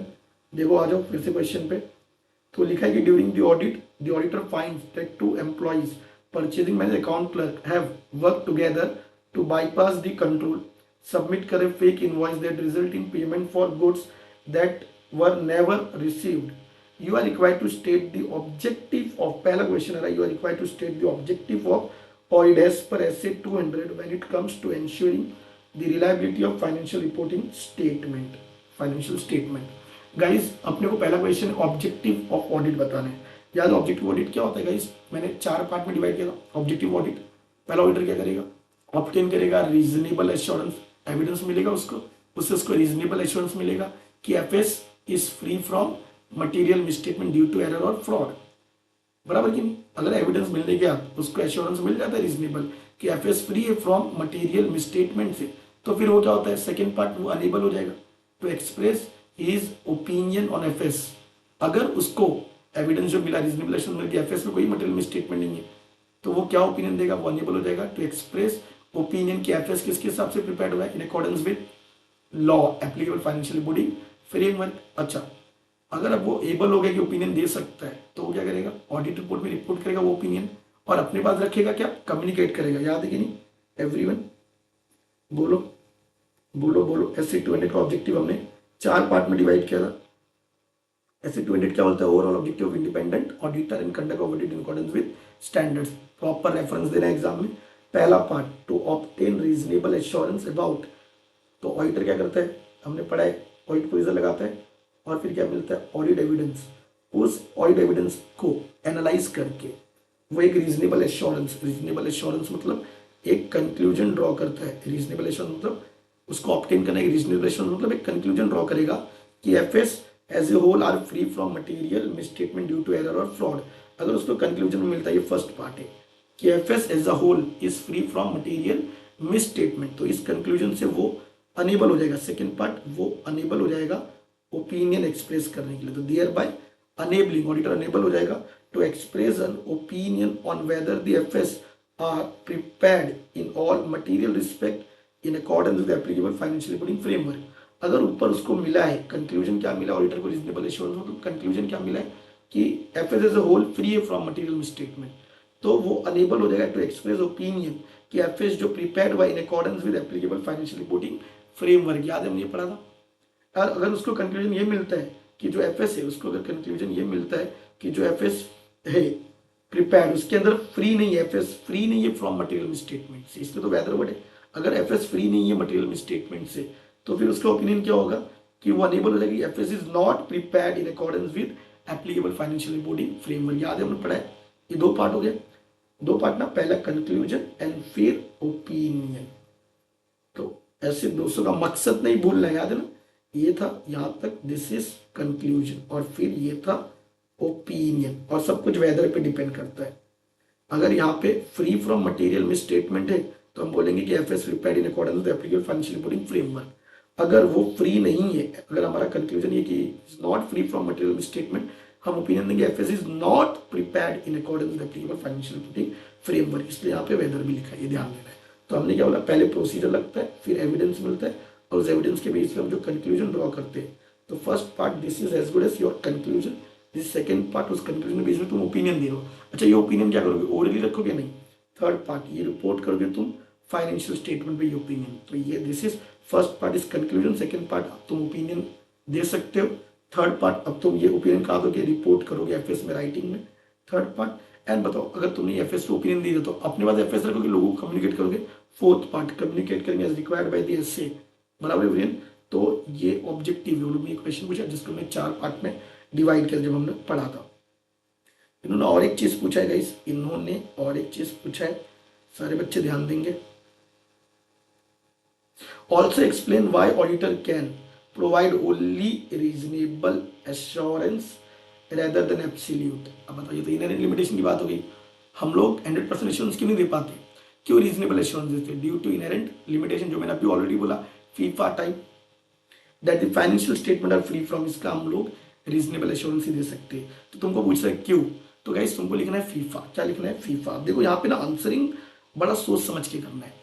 फीफा टाइम, ये 5 पॉइंट तो लिखना है कि ये एक इनहेरेंट लिमिटेशन है, ये 5 पॉइंट की वजह से हम लोग रीजनेबल एश्योरेंस देंगे। लेकिन एक पॉइंट इसमें डिटेल में एक्सप्लेन करना है, कौन सा मुझे बोलो, कौन सा बताओ? Nature of financial reporting. क्यों सर? क्योंकि ये केस में वो इनवॉइस, ये वाला एग्जांपल दिया था, इनवॉइस बनाएंगे, कॉल्यूजन करेंगे, कॉल्यूजन करेंगे, माल रिसीव होगा नहीं, 6 लाख का एफएस में तो रिकॉर्ड हो जाएगा, बट रियल में गुड्स रिसीव नहीं हुआ, तो एफएस में 6 लाख दिख रहा है, गुड्स रिसीव नहीं हुआ, तो दोनों के बीच में क्या हो गया? मिस स्टेटमेंट हुआ कि नहीं हुआ? मतलब नेचर ऑफ फाइनेंशियल रिपोर्टिंग में क्या हो रहा है? मिस स्टेटमेंट हो रहा है। क्यों हो रहा है? मैंने बताया नेचर ऑफ फाइनेंशियल रिपोर्टिंग में और एक चीज क्या आती है, हमने बोला इंटरनल कंट्रोल आता है, यहाँ पे इंटरनल कंट्रोल वीक है, इसलिए फाइनेंशियल रिपोर्टिंग में क्या हो रहा है? मिस स्टेटमेंट हो रहा है। तो पांचों रीजन है इनहेरेंट लिमिटेशन के, बट कौन सा तुम डिटेल में एक्सप्लेन करोगे? केस के हिसाब से नेचर ऑफ फाइनेंशियल रिपोर्टिंग। बहुत ध्यान से एग्जाम में आंसर लिखना। देखो आईसीआई ने कैसे लिखा है, the process of audit suffers inbuilt limitation. क्या क्या इनबिल्ट लिमिटेशन है जो हमने ऑलरेडी पढ़ा है, जैसे nature of financial reporting, F FIFA का एफ, आई इन्वेस्टिगेशन फीफा का आई, देन अगेन एफ फ्यूचर के लिए हम जिम्मेदार नहीं है, एफ आई एफ, फिर ए ऑडिट प्रोसीजर का नेचर, फीफा और टाइमलीनेस। ठीक है भैया? अच्छा, अब ये तो 4 रीजन इनहेरेंट लिमिटेशन का जिसके हम रीजनेबल एश्योरेंस देते हैं। अब यहाँ पे देखो डिटेल में उसने किसके बारे में डिस्कस किया, नेचर ऑफ फाइनेंशियल रिपोर्टिंग, जो हमने ऑलरेडी पढ़ा है कि preparation of FS financial reporting में एक मैनेजमेंट की जिम्मेदारी है। सेकंड, जजमेंट वगैरह लगाना किसकी जिम्मेदारी है? मैनेजमेंट की जिम्मेदारी है। एंड और एक चीज हमने बोला था कि मैनेजमेंट को डिवाइस करना पड़ता है इंटरनल कंट्रोल। एक अच्छे एफएस बनाना है तो एक अच्छा इंटरनल कंट्रोल बनाना पड़ता है। ठीक है? और हमारे एग्जाम्पल में वो इंटरनल कंट्रोल कॉल्यूजन, समझ में आ रहा है? तो ये इन द कॉन्टेक्ट मैनेजमेंट ने डिजाइन किया इंटरनल कंट्रोल जिससे इनवॉइस स्टैम्प्ड होना चाहिए, बराबर। लेकिन यहाँ पे मिली भगत कर लिया 2 employees, purchasing manager, account department ने, जिससे लोगों ने इजीली बाईपास कर दिया। ठीक है? Submitting fake invoice for payment, collusion is a significant limitation of internal control, और ये लोग ने ओवरराइड कर दिया। ठीक है? कंट्रोल, जिससे लोग क्या करेंगे? फ्रॉड करेंगे, बराबर ना। तो given this factor the auditor can not provide absolute assurance, नहीं दे सकता। समझा एवरीवन? Very beautiful question. ठीक है? अब नेक्स्ट क्वेश्चन में चलते, क्वेश्चन नंबर 10। ये chapter number 2 audit strategy, audit planning and audit program से। During the audit of ABC limited, एक मीडियम साइज मैन्युफैक्चरिंग कंपनी है, right? Medium size manufacturing company है, और the engagement partner is responsible for directing, supervising and supervising the work of engagement team. ठीक है? तो एक medium size company है, और यहाँ पे जो एंगेजमेंट पार्टनर सी है उसकी क्या जिम्मेदारी है? डीएसआर करना, डायरेक्टिंग, सुपरवाइजिंग, रिव्यू करना। इसकी टीम में इंक्लूड होते हैं both experience member and several new trainee भी, न्यू इंटर्न भी। Additionally certain areas of the audit have been identified, कुछ एरियाज है जो हाई रिस्क एरिया है रेवेन्यू रिकॉग्निशन को लेके, कि कुछ रेवेन्यू रिकॉग्नाइज करना है, बट वहाँ पे हाई रिस्क एरिया लग रहा है कि रेवेन्यू हो सकता है, भाई फेक रेवेन्यूज भी हो सकते हैं, एंड इन्वेंट्री वैल्यूएशन में भी हाई रिस्क है। तो due to recent changes in ABC limited के अकाउंटिंग पॉलिसी में, एबीसी लिमिटेड ने कुछ अकाउंटिंग पॉलिसी चेंजेस किया। कितना रामायण बोला है, रामायण के चक्कर में फंसना नहीं है। देखो आगे क्या लिखा है, what factors should the engagement team member consider, engagement team member को क्या फैक्टर्स ध्यान देना है when determining nature, extent, timing, net, nature, extent, timing of direction, supervision and review। देखो ऊपर वो बोल रहा है 2 जगह पे रिस्क है, गाइस हमने 315 पढ़ा है, जहाँ पे रिस्क होता है उसकी बेस पे डिसाइड होता है फर्दर ऑडिट प्रोसीजर में कि हम क्या nature, extent, timing of audit procedure लगाएंगे। यहाँ पे उसी को उसने बोला है कि क्या नेचर, एक्सटेंट, टाइमिंग का डायरेक्शन ऑडिटर देगा। ऊपर की रिस्क को ध्यान में रख के ऑडिटर क्या नेचर, एक्सटेंट, टाइमिंग का डायरेक्शन देगा। अब ये जो nature, extent, timing of direction देगा ऑडिटर, वो कुछ फैक्टर पे डिपेंड करता है, वो कुछ फैक्टर्स पे डिपेंड करता है। उसमें एक फैक्टर है रिस्क, रिस्क ज्यादा है तो ऑडिटर का nature, extent, timing of direction उसके हिसाब से होगा। तो हमको आंसर करना है कि कौन से फैक्टर्स है जिसकी वजह से nature, extent, timing of direction auditor का अफेक्ट होगा। एक फैक्टर तो रिस्क है, तो इसके अंदर ही लिखा है। ठीक है गाइस, ये हम लोगों ने पढ़ा था, याद है? इसका एक कोड था, याद करो, ऑडिटेनमेंट, एंटरटेनमेंट, याद है? जैसे size and nature of car, याद है कि नहीं? या size and complexity of car, हमने क्या बोला था? जैसे तुम्हारे पेरेंट्स ना, तुमको डायरेक्शन देंगे कि तुम गाड़ी कैसे चलाओगे, कार कैसे चलाओगे। अब वो इस पे डिपेंड करता है साइज ऑफ कार पे। अगेन कार कितना कॉम्प्लेक्स है उस पर डिपेंड करता है। याद है कि साइज एंड कॉम्प्लेक्सिटी या size and nature of cars, जैसा साइज और नेचर का कार गाड़ी तुम्हारे पेरेंट्स तुमको देंगे, उसके हिसाब से वो नेचर एक्सटेंड टाइमिंग का तुमको क्या करेंगे, डायरेक्शन देंगे। याद है कि नहीं, अरे बोलो यार। देखो देखो एवरीवन, सबसे पहले size, size of the entity, entity बड़ी है तो definitely nature extent timing of direction order को ज्यादा देना पड़ेगा। साइज एंड फिर हमने बोलता नेचर ऑफ एंटिटी भी एक पॉइंट यहाँ लिख सकते हैं, यहाँ लिखा नहीं है। साइज एंड फिर नेचर ऑफ एंटिटी पे भी डिपेंड करता है, ये भी एक फैक्टर है। एंटिटी का नेचर क्या है, वो भाई टेक्सटाइल है, फार्मा कंपनी है, तो अकॉर्डिंगली अपना direction, nature extent timing direction बढ़ जाता है। साइज एंड नेचर ऑफ क्या बोला था हमने, कार, बराबर ना। तो कॉम्प्लेक्सिटी ऑफ एंटिटी, सी से कॉम्प्लेक्सिटी ऑफ एंटिटी, एंटिटी कितना कॉम्प्लेक्स है, जितना ज्यादा ऑटोमेटेड एनवायरमेंट है, जितना ज्यादा रिलेटेड पार्टी रिलेशन ज्यादा कॉम्प्लेक्स होता है, तो डेफिनेटली वहां पे ज्यादा डायरेक्शन देना पड़ेगा, नेचर एक्सटेंड टाइमिंग डायरेक्शन ज्यादा होगा इक्वेशन में, ठीक है। एंड सी के बाद और एक C, capability and competency. Capability and competency क्या बोला तुमने, पेरेंट्स देखेंगे कि हमारा बच्चा कितना कैपेबल है, कितना कॉम्पिटेंट है कि वो कार चला सकता है कि नहीं, उसके हिसाब से nature extent timing of direction देंगे। तो सी से क्या है, कैपेबिलिटी एंड कॉम्पिटेंसी। एंड फिर ए से एरिया ऑफ ऑडिट, कौन सी एरिया ऑफ ऑडिट है, इफ अगर वो related party area of audit है या कहीं पे कॉन्ट्राडिक्टरी ऑडिट एविडेंस है, तो वहां पे nature extent timing of direction affect होगा, मतलब ये फैक्टर एरिया ऑफ ऑडिट भी अफेक्ट करता है तुम्हारा nature extent timing of direction. C A then are risk of material mistake, तो क्वेश्चन में बोल दिया कि रिस्क है, वैल्यूएशन ऑफ इन्वेंटरी को लेकर रिस्क है, और एक जगह पे उसने बोल दिया रिस्क है। तो क्या तुमने बोल रहा नेचर, सॉरी क्या बोला तुमने, कोड डायरेक्शन किस पर डिपेंड करेगा, याद रखना अपने पेरेंट्स का, size and nature of cars, या हमने ये भी बोलता साइज एंड कॉम्पिटेंसी, तुम्हारी कॉम्पिटेंसी क्या है, साइज एंड कॉम्पिटेंस, गाड़ी की साइज और बच्चे की कॉम्पिटेंसी पे डिपेंड करता है कि वो कार कैसे चला पाएगा, तो उसके हिसाब से पेरेंट्स क्या करेंगे, nature extent timing of direction decide करेंगे। समझ में आ रहा है, तो साइज नेचर ऑफ एंटिटी लिख सकते हो, फिर कॉम्पिटेंसी, साइज एंड कॉम्पिटेंसी भी याद रख सकते हो, कॉम्पिटेंसी ये वाला पॉइंट, फिर कार्स डायरेक्शन देना ना कार के लिए, फिर सी से व्हाट तुम्हारा कॉम्प्लेक्सिटी, ए से एरिया ऑफ ऑडिट, आर से रोमम, एस से गाइस साइज जो ऑलरेडी आ गया, मतलब size and nature of car, cars याद नहीं रखना है, कार, ठीक है एवरीवन। तो डायरेक्शन कैसे देंगे ये हम लोग ने पढ़ा था, एक बार मैं फिर बता देता हूँ। साइज एंड तुम क्या देख लो, कॉम्पिटेंसी, गाड़ी की साइज देख लो, और जो बच्चे को गाड़ी चलाने के लिए उसकी कॉम्पिटेंसी स्केल देख लो कि वो कार कैसे चला पाएगा। तो सी से इज व्हाट, सॉरी कॉम्प्लेक्सिटी, ए से एरिया ऑफ ऑडिट, आर से रोम, और कार कैसे चलाएगा उसके लिए डायरेक्शन देना है, तो उस पर डिपेंड करता है कार की size and competency capability of individual की। ये समझ में आ रहा है भैया, बोलो यार यस। तो ये डायरेक्शन का क्वेश्चन हमने ऐसे याद रखा था, राइट एवरीवन। ये तो कुछ नमूने हम लोग बता रहे हैं, तो इससे भी जबरदस्त अपने निमोनिक से। नेक्स्ट फिर एक चैप्टर 3 से risk assessment and internal control का question. Let's read. The auditor of EFG limited, a company engaged in the tours and travel business, needs to obtain an understanding of the company's control environment के बारे में। Okay, auditor को control environment के बारे में समझना है। यानी 5 कंपोनेंट होते हैं इंटरनल कंट्रोल के, और सबसे पहला कंपोनेंट क्या था, कंट्रोल एनवायरनमेंट, उसके बारे में समझना है। तो to do this auditor evaluates whether, auditor क्या क्या इवेल्युएट कर रहा है, कल्चर ऑफ ऑनेस्टी देखना पड़ता है definitely, strength in control environment देखना पड़ता है, राइट, और ये प्रोवाइड करता है उसको एप्रोप्रिएट फाउंडेशन, याद है ये सब पढ़ा है हमने। तो what is included in control environment, also explain the elements of, direct question कि कंट्रोल एनवायरनमेंट में क्या इंक्लूड होता है। तो कंट्रोल एनवायरनमेंट में क्या इंक्लूड है, खुद ही बोल दिया उसने कि कंट्रोल एनवायरनमेंट में हमको देखना है कि management culture of honesty maintain करता है कि नहीं, मैनेजमेंट एथिकली बिहेव करता है कि नहीं, बराबर। और अगर मैनेजमेंट कल्चर ऑफ ऑनेस्टी बनाता है, अच्छा एटीट्यूड अवेयरनेस रखता है, तो ये एक स्ट्रेंथ बनेगा कंट्रोल एनवायरनमेंट का, और जो फाउंडेशन होगा आने वाले बचे हुए 4 कंपोनेंट्स का। बिकॉज फर्स्ट कंपोनेंट में कंट्रोल क्या है, कंट्रोल एनवायरनमेंट। तो व्हाट इज इंक्लूडेड तो क्वेश्चन में दे दिया है। एंड फिर also explain the elements of control environment, याद है इसका जबरदस्त निमोनिक था, अरे याद है कि नहीं, ये हमने पढ़ा है गाइस, ये डायरेक्ट क्वेश्चन है, तो 2 पॉइंट तो तुमको वहीं से मिल जाएगा, ठीक है।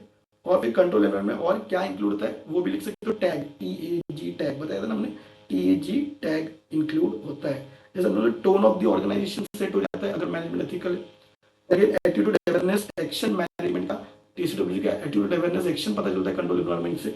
एंड जी गवर्नेंस कैसे कर रही है, मतलब टीसीडब्ल्यूजी अपना गवर्नेंस फंक्शन कैसे कर रही है। और मैं टैग ये भी इंक्लूड होता है।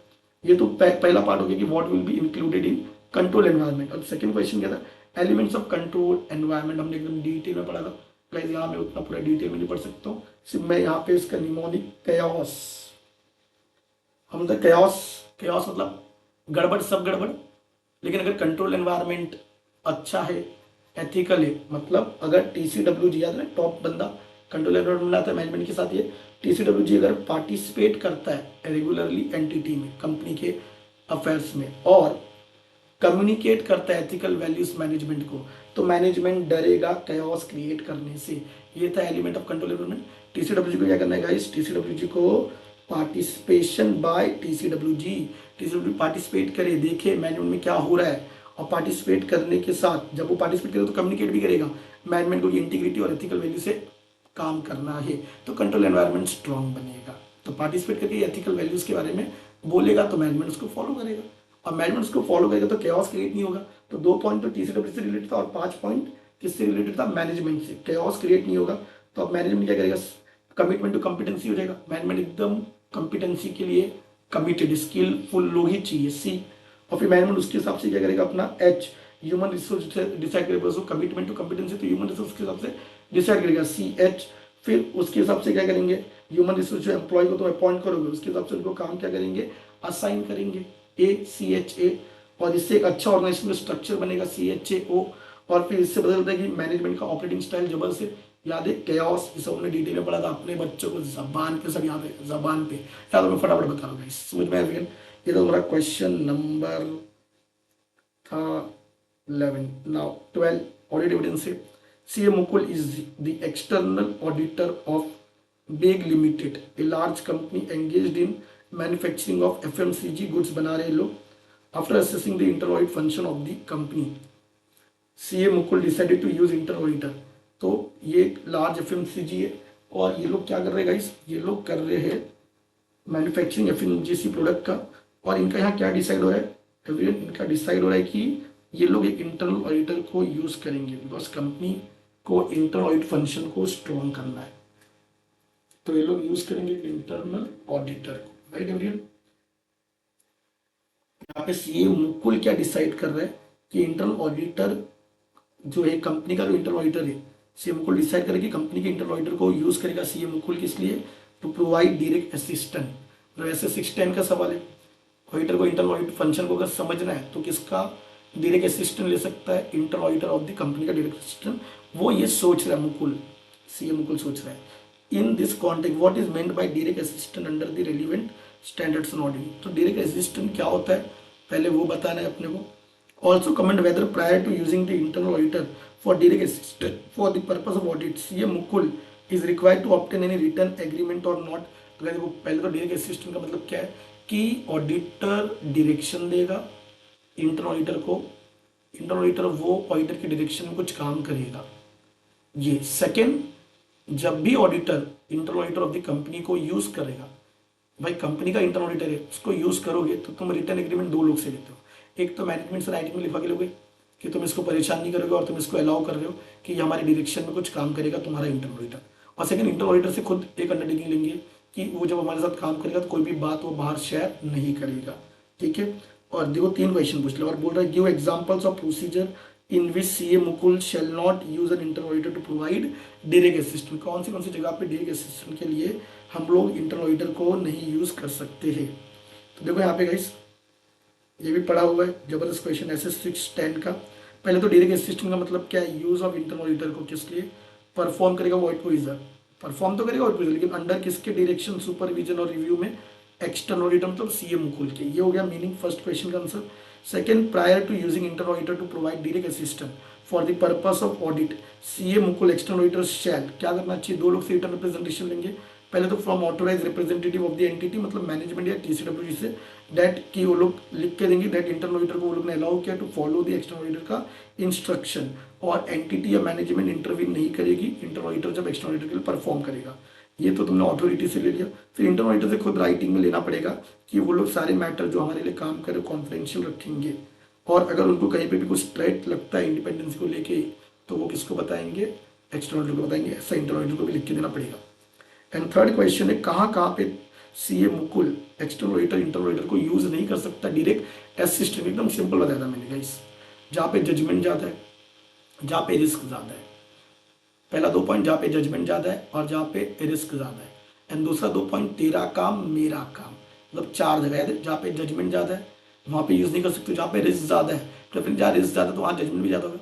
सेकंड पॉइंट जहाँ पे रिस्क ज़्यादा है वहाँ पे इंटरनल ऑडिटर को डायरेक्ट असिस्टेंट के लिए यूज़ नहीं कर सकते, जहाँ जजमेंट ज़्यादा है वहाँ यूज़ नहीं कर सकते। 2 पॉइंट हो गया। एंड 2 पॉइंट क्या, तेरा काम मेरा काम। अब जैसे इंटरनल ऑडिटर ने जो काम ऑलरेडी किया है, यूजिंग वर्क ऑफ 2 पार्ट होता है ना, इंटरनल ऑडिटर ने ऑलरेडी जो काम किया तो वो काम थोड़ी उससे करवाएगा। और एक मेरा काम, मतलब मुझे जो काम खुद करना है मैं वो इंटरनल ऑडिटर से नहीं कराऊंगा। देखो यहाँ पे देखते हैं 4 पॉइंट। पहले ज़्यादा जजमेंट, सेकेंड हायर रिस्क, जहाँ रिस्क ज़्यादा है डेफिनेटली ये 2 जगह पे तुम इंटरनल ऑडिटर को डायरेक्ट असिस्टेंट के लिए यूज़ नहीं कर सकते। फिर उसके बाद ऐसा procedure relating to work with which the internal auditor have been involve and which he has already been, मतलब इंटरनल ऑडिटर का काम। तेरा मतलब इंटरनल ऑडिटर ने ऑलरेडी वो काम कर लिया, उसके लिए रिपोर्ट दे दिया है। तो इंटरनल ऑडिटर ने जो ऑलरेडी काम किया तुम वो थोड़ी करवाओगे, वो तो तुम यूजिंग वर्क में यूज़ करते हो। और फिर तुम्हारा काम, मतलब एक्सटर्नल ऑडिटर सीए मुकुल का काम जो खुद मुकुल को करना चाहिए वो इंटरनल ऑडिटर से नहीं करा सकता। तो procedure relating to decision the external auditor makes, external auditor को जो डिसीजन लेना इन अकॉर्डेंस विद दिस ऐसे कि ऐसे 600 याद है, ऐसे 600 यूज करे कि नहीं करे वो एक्सटर्नल ऑडिटर की जिम्मेदारी है। ऐसे 600 को यूज करके 3 स्टेप में हम डिसाइड करते कि इंटरनल ऑडिटर का वर्क यूज करे कि नहीं करे, या इंटरनल को डायरेक्ट असिस्टेंट के लिए यूज करे कि नहीं करे। ऐसे 600 में एक्सटर्नल ऑडिटर को खुद डिसाइड करना कि वो यूज करेगा कि नहीं वर्क ऑफ इंटरनल ऑडिटर का, या उनको डायरेक्शन के लिए यूज करेगा नहीं। वो कौन, वो इंटरनल ऑडिटर थोड़ी डिसाइड करेगा, वो एक्सटर्नल ऑडिटर खुद डिसाइड करेगा। समझा। तो 2 जगह जहाँ पे जजमेंट ज्यादा है, फिर सेकंड रिस्क ज्यादा है, फिर जहाँ पे इंटरनल ऑडिटर ने ऑलरेडी काम करते वो वापस नहीं, और जहाँ पे एक्सटर्नल ऑडिटर तेरा मेरा एक्सटर्नल ऑडिटर को खुद डिसीजन लेना कि 600 यूज करना है कि नहीं करना है, तो वो तो एक्सटर्नल ऑडिटर खुद लेगा। ये 4 जगह पे तुम इंटरनल ऑडिटर को यूज नहीं कर सकते हो। राइट एवरीवन, सारे बच्चे। नेक्स्ट, अब ये audit of item of financial statement chapter number 5 का है। During the audit of rapid industries private limited CA Akshat notice, क्या नोटिस करता है, that the inventory of raw material and consumers, मतलब एक तो रॉ मटेरियल की बात चले और दूसरी WIP का। रॉ मटेरियल है 2.5 करोड़ का एंड WIP है 0.25 करोड़ का। FS में दिख रहा है 31 मार्च को। इसको वेरीफाई करना है। Above mention inventory have been, उसको प्रॉपरली वैल्यूड किया है। देखो गाइस, जिसने लेसन नंबर 5 अच्छे से पढ़ा है audit of items of financial statement उसको समझेगा। यहाँ तुमको वैल्यूएशन कैसे वेरीफाई करेंगे रॉ मटेरियल का एंड वर्किंग प्रोग्रेस का, वो चेक करके बताना है, वो चेक करके हमको बताना है। एवरीवन देखो ये टॉपिक में थोड़ा मेहनत करना पड़ता है, मैंने ऑलरेडी बोला है। लेसन नंबर 5 इज प्योर तुम्हारा माइंड कॉन्सेप्ट एंड दूसरे सब्जेक्ट का भी इसमें नॉलेज लगता है। जैसे यहाँ पे देखो वैल्यूएशन के लिए पहले रॉ मटेरियल कैसे चेक करेंगे, सिंपल है भाई। रॉ मटेरियल में अगर वैल्यूएशन निकालना है तो डेफिनेटली रॉ मटेरियल में क्या क्या कॉस्ट इंक्लूड होगा। पहले ऑडिटर क्या वेरीफाई करेगा कि रॉ मटेरियल में क्या क्या कॉस्ट इंक्लूड होगा।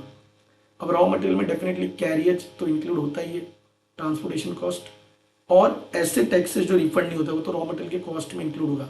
तो पहले ये वेरीफाई करेगा ऑडिटर, तो उससे वैल्यूएशन से ही पता चलेगा। फिर बहुत लोग रॉ मटेरियल वगैरह को स्टैंडर्ड कॉस्ट पे रिकॉर्ड करते, तो basis of recording standard costing है। अच्छा, स्टैंडर्ड कॉस्ट पे रिकॉर्ड किया तो स्टैंडर्ड या तो कॉस्टिंग पड़ती, तो फिर एक्चुअल से कंपैरिजन किया है कि ऑडिटर वो भी चेक करेगा। और जब स्टैंडर्ड कॉस्ट पे तुम रॉ मटेरियल रिकॉर्ड किया एक्चुअल से कंपेयर करने के बाद कुछ वेरिएंसेस वगैरह क्या वो भी ऑडिटर को वेरीफाई करना पड़ेगा, तो सही वैल्यूएशन मिलेगा। फिर डेफिनेटली जो इनवॉइस है, जिस प्राइस पे स्टॉक को खरीदा है वो इनवॉइस से भी हम लोग वेरीफाई कर सकते हैं, बराबर ना, कि वो इन्वेंट्री रियल में एग्जिस्ट करता है, मतलब उतने अमाउंट का वैल्यू लिया, उतने मेजरमेंट का वैल्यू लिया है रॉ मटेरियल, तो वो भी वेरीफाई कर सकते हैं। और डेफिनेटली बहुत सारे इन्वेंट्री डैमेज हो जाते हैं तो वो रॉ मटेरियल को किस पे रिकॉर्ड करना चाहिए, नेट रियलाइजेबल वैल्यू पे। राइट एवरीवन, तो ये तुम किसके लिए चेक करोगे, रॉ मटेरियल और वर्क इन प्रोग्रेस के लिए। मैनेजमेंट का एक्सपर्ट लगता है, वर्क इन प्रोग्रेस स्टेजेस, कितने स्टेज में काम हुआ, 30% हो गया, 40-50, ये समझना बहुत मुश्किल है। या तो मैंने बताया था मशीन के अंदर माल डाल देते 25 मार्च को, 20-30 दिन तक वो प्रोसेस होता है। 31 मार्च की जब क्लोजिंग स्टॉक देखो तो मशीन के अंदर बहुत सारे माल घूम रहे, अब वो ऑडिटर खुद नहीं देख पाएगा, तो मैनेजमेंट एक्सपर्ट को कई बार यूज करते, वो बताएगा कितना स्टेज ऑफ वर्किंग प्रोग्रेस का जो है मटेरियल यूज हुआ है। ठीक है, और फिर उस वर्किंग प्रोग्रेस के अंदर ओवरहेड्स, तुम्हारा वो लेबर वाला एंड तुम्हारा जो भी डायरेक्ट ओवरहेड है वो उसमें इंक्लूड होना चाहिए। तो कौन सी बेस पे इंक्लूड किया, 50-50% क्या है वो भी देखना पड़ेगा, कॉस्टिंग में पड़ा रहेगा। अब नॉर्मल वेस्टेज वगैरह नहीं आना चाहिए, वो एक्सक्लूड होना चाहिए, राइट एवरीवन। तो ये तुम वैल्यूएशन में करते हो, ये तुम वैल्यूएशन में करते हो। तुम एक बार यहाँ से भी पढ़ सकते हो, देखो वही चीज़ लिखा है, element of cost carry inward और नॉन रिफंडेबल टैक्सेस ऐड होगा स्टैंडर्ड कॉस्टिंग का बेसिस है। तो एक्चुअल से कंपेयर करो, वेरिएंस नहीं होना चाहिए। देन अगेन डैमेज और ऑब्सोल्यूट इन्वेंटरी को क्या करोगे, एक्सक्लूड करोगे, ठीक है, मतलब एनआरवी पे रिकॉर्ड करोगे। वो था रॉ मटेरियल का। डब्ल्यूआईपी में कितना स्टेज ऑफ प्रोडक्शन हुआ है, मैनेजमेंट एक्सपर्ट का ये हेल्प लोगे। डब्ल्यूआईपी के अंदर क्या ओवरहेड्स इंक्लूड किया है, लेबर एंड जो डायरेक्ट ओवरहेड है, और वो कौन सी बेस पे इंक्लूड किया है, कितना परसेंटेज वगैरह। और अब नॉर्मल वेस्टेज का जो डब्ल्यूआईपी के अंदर नहीं आना चाहिए, याद रखना ये स्टोर तुम पढ़ा है। इन्वेंटरी कॉस्ट में कोई भी अब नॉर्मल चीज़ें नहीं आनी चाहिए, राइट एवरीवन। तो ये था तुम्हारा लेसन नंबर 5 से क्वेश्चन। फिर लेसन नंबर 6 से ऑडिट डॉक्यूमेंटेशन का question, question number 14। CA Ripun completed the audit of a listed company and the audit report was issued on July 17, 2024. However, he had not properly organized the audit working paper. अभी तक properly organise नहीं किया, including records of discussion with management, audit procedure perform and conclusion reached. मतलब working paper इसने कौन से working paper discussion की, audit procedure perform और कंक्लूजन रीच्ड, ये सारे वर्किंग पेपर को ऑडिट होने के बाद 60 डेज में अच्छे से असेंबल करना चाहिए, इसने अच्छे से किया नहीं है। अभी तक इतना समझ में आ रहा है। मोर देन 6 मंथ हो गया रिपोर्ट देखिए। He received a letter from the regulator. याद है ना हम लोग क्यों अच्छे से असेंबली करते थे ऑडिट फाइल्स की, ताकि फ्यूचर में अगर रेगुलेटर मतलब कोई भी इनकम टैक्स या किसी ने भी अपने को कुछ भेजा तो हम लोग को उनको वर्किंग पेपर जब देना होगा तो ढंग से उधर देख सकते हैं ना। तो रेगुलेटर ने नोटिस भेज दिया, रिक्वेस्ट की कि तुम्हारी कॉपी ऑफ ऑडिट फाइल दो। सीए रिपुन ने क्विकली फटाफट, अभी पहले तो ढंग से असेंबल नहीं किया, 6 महीने से ज़्यादा हो गया। अब जब रेगुलेटर मांग रहा है, अब ये फटाफट 6 महीने बाद रेगुलेटर के डर से अब असेंबल कर रहे हैं। But he used the current date on this newly added documents. अब क्या कर रहे हैं वो, करंट डेट्स यूज कर रहे हैं। CA Ripun quickly assemble the audit file, adding some papers he thought were necessary, but he used the current date on this newly. अब करंट डेट उस पर ऐड कर रहे हैं, ऑडिट कब खत्म हुई, 6 महीने से ज़्यादा हो गया। तुमने असेंबल नहीं किया अच्छे से डॉक्यूमेंट्स, वो भी कौन से ऑडिट प्रोसीजर के नहीं असेंबल किए, कंक्लूजन के नहीं किए। और अभी रेगुलेटर का जब नोटिस आ रहा है, लेटर आ रहा है कि उनको डॉक्यूमेंट चेक करना है, अब तुम फटाफट असेंबल कर रहे हो करंट डेट डाल के। अब बताओ एग्जैक्टली क्या हो रहा है। Discuss the issue involve related to audit documentation and assembly of the audit file. क्या लगता है गाइस, ये SQC 1 का क्वेश्चन है।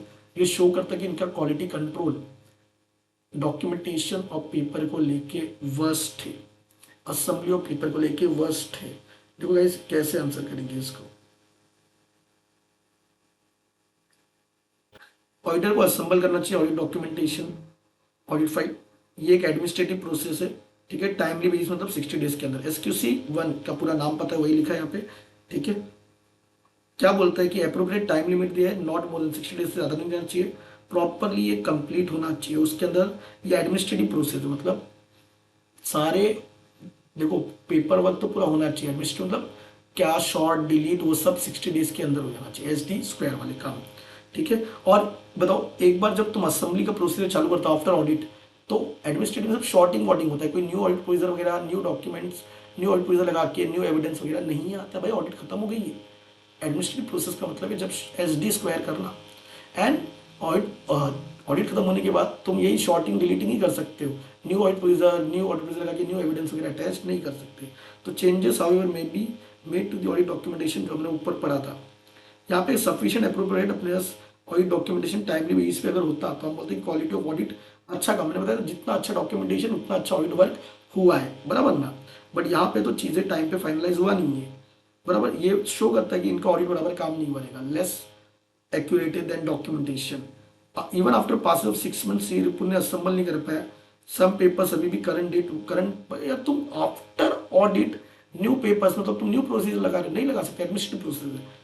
इट शोज कि उसने ऑडिट डॉक्यूमेंटेशन ढंग से किया नहीं है और इसकी क्वालिटी ऑफ ऑडिट पे क्या क्वेश्चन मार्क उठाएगा। याद है ना एवरीवन, बोलो यार। तो ये था तुम्हारा ऑडिट डॉक्यूमेंटेशन से क्वेश्चन।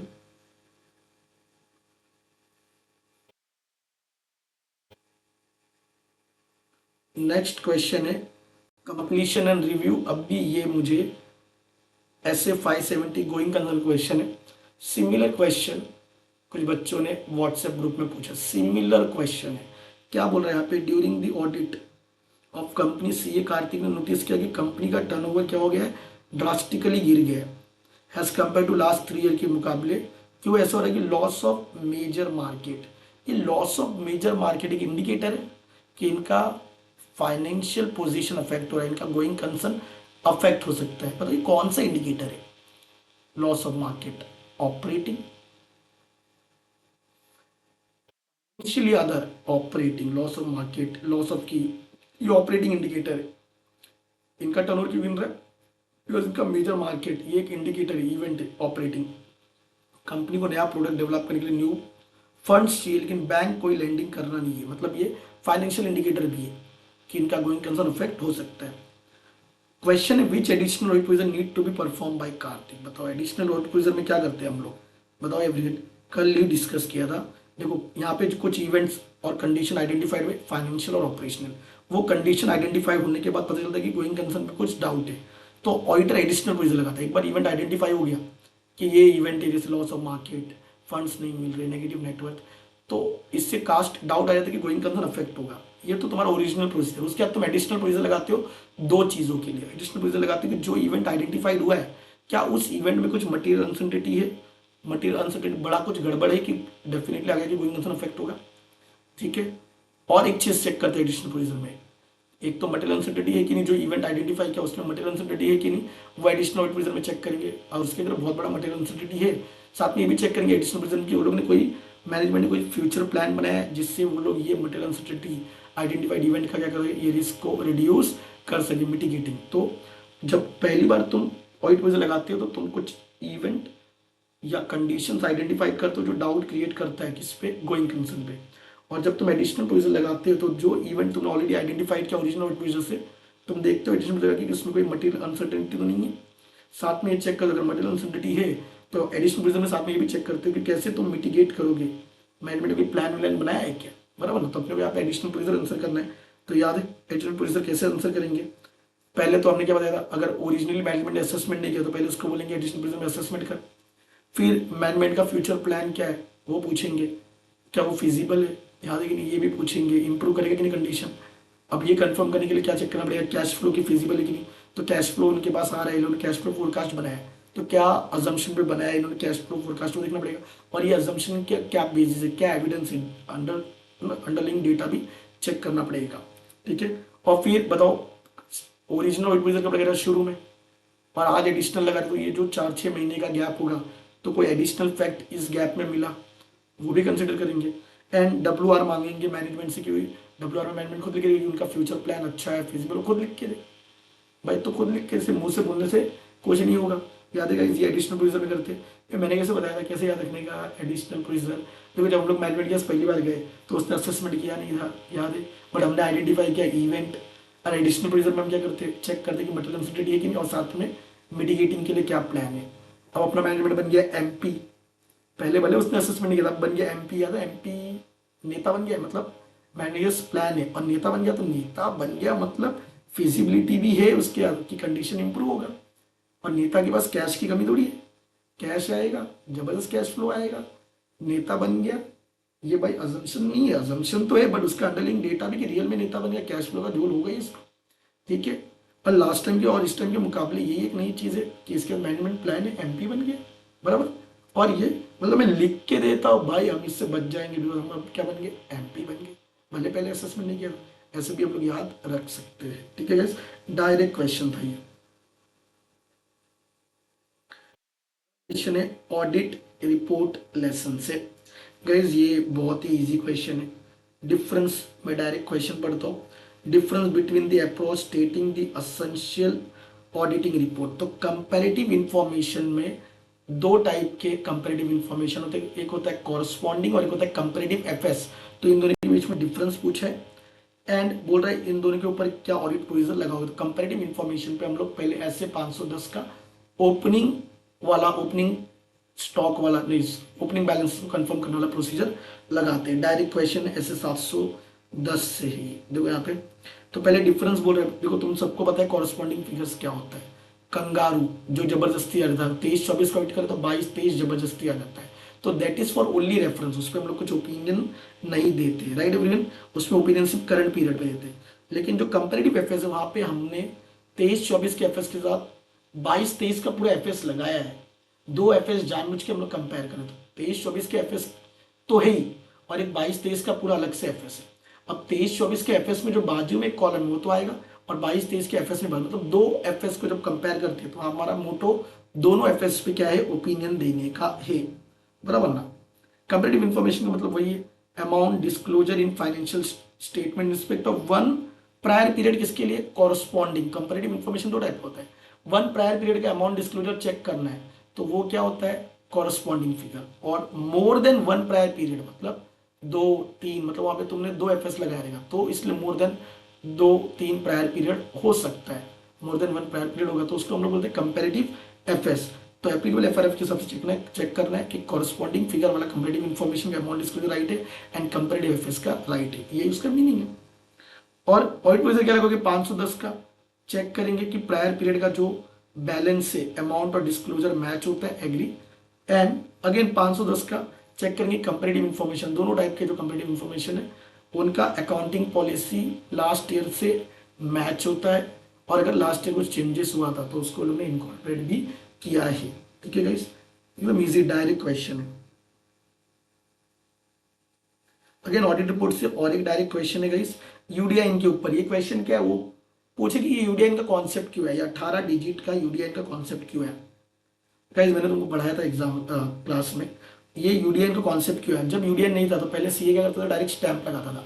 क्या होता था, जैसे मैं सीए मैंने स्टैंप लगा दिया, अब मार्केट में ये डॉक्यूमेंट कहाँ ना कहाँ जा रहा है, किसी नॉन सीए ने देख लिया, अरे ये स्टैंप इस सीए का ये साइन है, वो क्या करता था, स्टेशनरी वाले को पैसे देके वैसे फर्जी स्टैंप बना लेता था, और फिर नॉन सीए हमारी फर्जी स्टैंप को ठप्पा लगा लगा के साइन कर रहा है।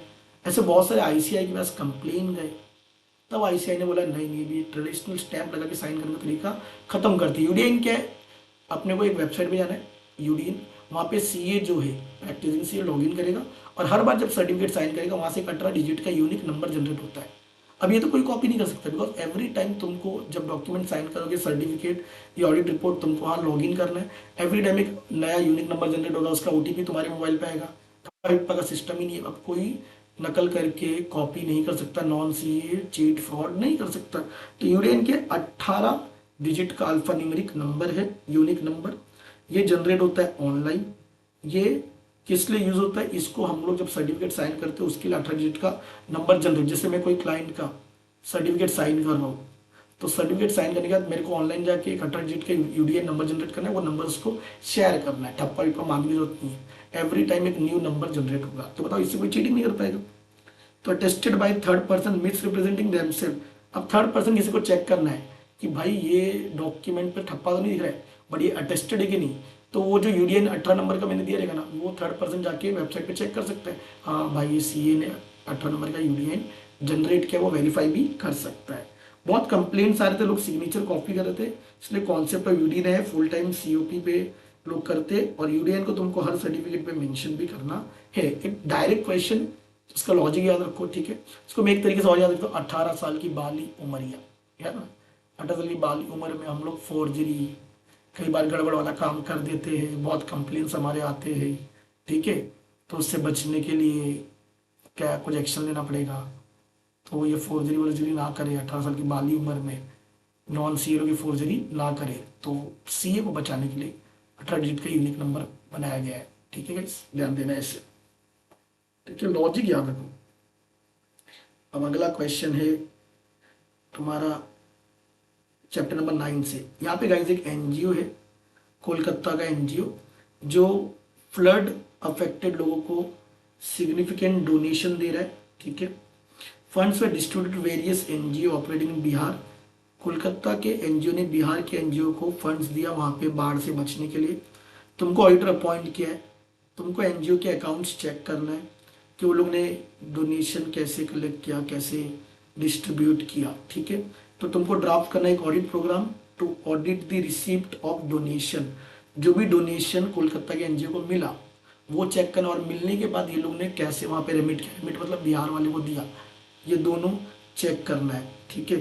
तो एनजीओ को रिसिप्ट ऑफ डोनेशन चेक करना, फिर उन लोगों ने रेमिट कैसे किया वो भी चेक करना है। देखो एवरीवन बड़ा सिंपल है गाइस, हमने क्या बोला था, देखो एनजीओ क्या करता है, डोनेशन लेने के लिए उसने इंटर कंट्रोल सिस्टम बनाया है। सबसे पहला पॉइंट ये, डोनेशन लेने के लिए इंटर कंट्रोल सिस्टम बनाया है। इंटर कंट्रोल सिस्टम में क्या है, उसने डिवीजन ऑफ वर्क रखा है। डिवीजन ऑफ वर्क में एक बंदे को बोला भाई तू डोनेशन कलेक्ट करेगा, और दूसरे बंदे को बोला तू उसकी रसीद बुक रखेगा, और तीसरे बंदे को बोला तू पैसा रखेगा। पैसा रखने वाला अलग बंदा, रिसीट बुक की कस्टडी अलग बंदी है, और भाई जो ऑथराइज बंदा है कलेक्शन वो अलग, मतलब डिवीजन ऑफ वर्क रखा है। तो डिवीजन ऑफ वर्क अगर देखें तो दो डिवीजन ऑफ वर्क है, कलेक्शन का काम एक को दिया है, और मतलब पैसा कलेक्ट करने का काम एक को दिया है, और रिसीव बुक की कस्टडी का काम एक को दिया है। तो एक बंदा पैसा कलेक्ट करेगा और एक बंदा रिसीट बना के देगा, डिवीजन ऑफ वर्क। अब गाइस डेफिनेटली जो डोनेशन कलेक्ट होगा तो कैसे कलेक्ट होगा, तो कैसे, एक तो कैश में कलेक्ट होगा और एक चेक में। कैसे याद करना बता रहा हूँ, इंटर कंट्रोल बनाए, डिवीजन ऑफ वर्क के, कलेक्शन वाले का काम अलग है, कस्टडी वाले का, पहला पॉइंट। फिर कलेक्शन वाला कलेक्ट करेगा तो या तो चेक से या तो कैश से। चेक से कलेक्ट करेगा तो वहाँ पे कार्बन कॉपी होनी चाहिए, डुप्लीकेट रिसीट बननी चाहिए, ठीक है, सारी डिटेल रिलेटिंग चेक वेक वहाँ मेंशन होना चाहिए। कैश से कलेक्ट कर दो, डेफिनेटली वो कैश को बाद में बैंक में जमा करना पड़ता है, और उससे बीआरएस मतलब बैंक रिकंसिलिएशन नेक्स्ट पॉइंट आएगा। जो भी कैश कलेक्ट हो रहा है, तो कैश कलेक्ट हो रहा है तो सामने लगा एड्रेस वेड्रेस जनरल पॉइंट लिखोगे, और कैश कलेक्ट होने के बैंक में जमा करोगे तो बीआरएस देखना है कि कैश जो बैंक में जमा हो वो प्रॉपरली बैंक अकाउंट में क्या हुआ है, एंट्री भी हुआ है। तो जो बीआरएस का रिकंसिलिएशन वगैरह होता है पता है तुम लोग, फिर ये चेक एकदम फ्लो। डिवीजन ऑफ वर्क, दो काम, कलेक्शन, कस्टडी और रिसीव बुक। कलेक्शन करने वाला या तो चेक कलेक्ट करेगा या कैश। कैश कलेक्ट करने के बाद वो बैंक में जमा करेगा तो बीआरएस का वो करना पड़ता है, रिकंसिलिएशन, राइट एवरीवन। तो कितने ऐसे 4 पॉइंट हो गए। डेफिनेटली हमने बोला था एक डिवीजन ऑफ वर्क के कलेक्शन, कलेक्शन का काम होगा, दूसरा क्या था, कस्टडी ऑफ रिसीव। तो रिसीव बुक के बारे में भी बात कर ली। रिसीव बुक जिसके पास होगा वो अनयूज्ड रिसीव बुक रिटर्न करेगा, ठीक है, रिसीव बुक सीक्वेंस होना चाहिए, ठीक है, कोई दिक्कत नहीं है। और अगर हम लोग कोई बाहर से चंदा मिला तो फॉरेन कंट्रीब्यूशन का भी लॉ एंड रेगुलेशन देखना चाहिए, समझ में। अच्छा ये तो इनको कलेक्ट हुआ है एनजीओ को, तो मैं चेक करोगे। अब एनजीओ रेमिट करेगा, जब बाहर पे करेगा। अब एनजीओ किसी को भी, अगर देखो कोलकाता के एनजीओ को रेमिटेंस मिला, डोनेशन मिला, वो चेक कर लिया, अभी ये बिहार वाले को देंगे, तो बिहार वाले एनजीओ को लोग जब पेमेंट करते तो ऑडिटर को क्या क्या चेक करना चाहिए, कोई भी एनजीओ को उठा के दे देंगे पेमेंट ये लोग, नहीं, ऑडिटर को चेक करना पड़ेगा ये लोग जेन्युइन एनजीओ को पे कर रहे। तो सबसे पहला पॉइंट क्या देखेंगे, सिस्टम ऑफ एनजीओ सिलेक्शन, कैसे सिलेक्ट करते हैं लोग कि कौन से एनजीओ को डोनेशन देना चाहिए, ताकि वो एनजीओ क्या करे, पॉइंट टू जेन्युइनली वो एनजीओ क्या करे, उस पैसे को यूज करे, और एटीजी का उनका रजिस्ट्रेशन वगैरह होना चाहिए, तो जेन्युइन एनजीओ। तो पहले कैसे सिलेक्ट करेंगे कौन से एनजीओ को चंदा देंगे, वो एनजीओ जेन्युइन है कि नहीं वो चेक करना पड़ेगा। अगर एनजीओ ना जेन्युइन है तो हम लोग उसको रेमिटेंस, कोलकाता की एनजीओ फिर उस बिहार के अलग अलग एनजीओ को करेगी रेमिटेंस, मतलब पे करेगी डिमांड ड्राफ्ट के थ्रू या चेक के थ्रू, सब चेक करने का। एक बार हमने जब उनको पे कर दिया तो उसका एक रिसीप्ट जनरेट होगा, कंफर्मिंग रिसीप्ट, जो हमने रेमिटेंस किया वो रिसीप्ट चेक करना पड़ेगा हमको। और एक बार उनको पैसे मिल गए, कंफर्मिंग रिसीप्ट आ गया, पैसे मिल गए, तो उनको चेक करना है वो लोग ने कहाँ पे उसको यूटिलाइज किया है, एकदम फ्लो में याद रखना है गाइस। सो हमने क्लास में डिस्कस किया है, ठीक है। अब यहाँ पे हम लोग कोई की डिस्कस करेंगे, राइट एवरीवन। अगला क्वेश्चन आएगा तुम्हारा बैंक ऑडिट से, एकदम सिंपल है ये भाई, वो 15, 25, 40, याद है कि नहीं, 15, 25, 40, 100 वो वाला है, एनपीए बनाना है, एकदम सिंपल क्वेश्चन है। फटाफट डायरेक्ट सॉल्यूशन देख लेते हैं। जैसे जैसे 15 तो स्टैंडर्ड एसेट के लिए होता है, और डाउटफुल में सिक्योर्ड और अनसिक्योर्ड होता है। जो सिक्योर्ड है पहले साल 25, D1, D2 के लिए 40, D3 के लिए 100%, लॉस तो ऑलवेज 100। अनसिक्योर्ड सीधा 15 से क्या होगा, D1 में भी 100, D2 में भी 100, D3 वो 100 ही रहेगा, ठीक है। यहाँ पे अब हमको क्वेश्चन में दिया है कि कितना कितना ये बनेगा, तो देख लो भाई, D1 है तो 25%, इफ इट इज सिक्योर्ड, और इफ इट इज अनसिक्योर्ड तो 100%, इसका 15%। और D2 इफ डेफिनेटली अगर सिक्योर्ड है तो 40%। एंड लॉस का तो ऑलवेज कितना, 100%, जस्ट प्रोविजन बनाना है।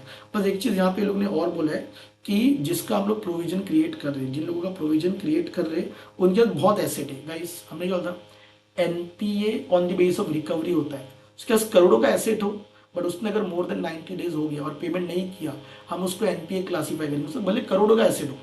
NPA on the base of recovery होता है, लॉजिकली हमने on the base of recovery जाना है। एसेट प्रॉपर्टी कितनी भी हो, मेरे को क्या करना है, मोर देन 90 डेज तूने पे नहीं किया तो क्या है, एनपीओ। यहाँ पे वो एक क्वेश्चन वो भी उन लोगों ने यहाँ पे पूछा है, तो सिंपल क्वेश्चन है, हमने क्लास में डिस्कस किया है, तुम एक बार देख लेना, एकदम सिंपल क्वेश्चन है। वो लाइन में बता रहा हूँ कि बेस्ड ऑन दी रिकवरी है, भले कितना भी नेटवर्थ है उससे फर्क पड़ता नहीं है। एनपीए ऑलवेज कौन से बेस पे होता है, बेस्ड ऑन रिकवरी। तो तुम सीधा उनको क्लासीफाई कर दोगे एनपीए, भले उसके साथ कितना भी एसिड हो, तेल लेने का कलेक्शन थोड़ी हो रहा है। सो क्वेश्चन किया है क्लास में, इसलिए गाइस थोड़ा फास्ट जा रहे। अगला क्वेश्चन है चैप्टर नंबर 11 से। C A Sudhakar has been appointed as the auditor of Emro limited. Before accepting the appointment, he learns that his cousin, who held shares in the company, recently passed away without children, named him as the nominee of this share, which have substantial value। हमने अपने book में किया है, वो relative मर जाता है और फिर शेयर्स किसके नाम पे करके जाता है, उसका कोई रिलेटिव नहीं है तो शेयर्स किसके नाम पे कर दिया, सीए के नाम पे कर दिया शेयर्स। रिलेटिव है जिसके शेयर्स थे एक कंपनी के अंदर एमरो लिमिटेड में, फिर रिलेटिव पर डेथ हो जाता है, रिलेटिव के कोई बच्चे नहीं है कुछ नहीं है, वो रिलेटिव क्या करता है, सीए के नाम पे कर देता है। और सीए का ये दूर का रिश्तेदार है, और सीए को आप डिसाइड करना कि वो एमरो का ऑडिट एक्सेप्ट करे या ना करे। क्या ऑप्शन उसके पास, शेयर्स को बेच दे, एलिमिनेट कर दे, याद है सेफगार्ड्स। तुमको क्या लिखना है, advise CA Sudhakar how to deal with this situation and safeguard is independent. In short तुमको सेफगार्ड्स के गाइडिंग प्रिंसिपल लिखना है। सबसे पहले तुम क्या करोगे, सेफगार्ड का मीनिंग लिखोगे। सबसे पहले क्या करोगे गाइस, सेफगार्ड का मीनिंग क्या है, सेफगार्ड ऐसे एक्शन से, ठीक है, ऐसे एक्शन से जो हेल्प करता है हमको कंप्लाई करने के लिए। फंडामेंटल प्रिंसिपल मतलब कोई भी प्रोफेशन को हेल्प करता है कंप्लाई करने से।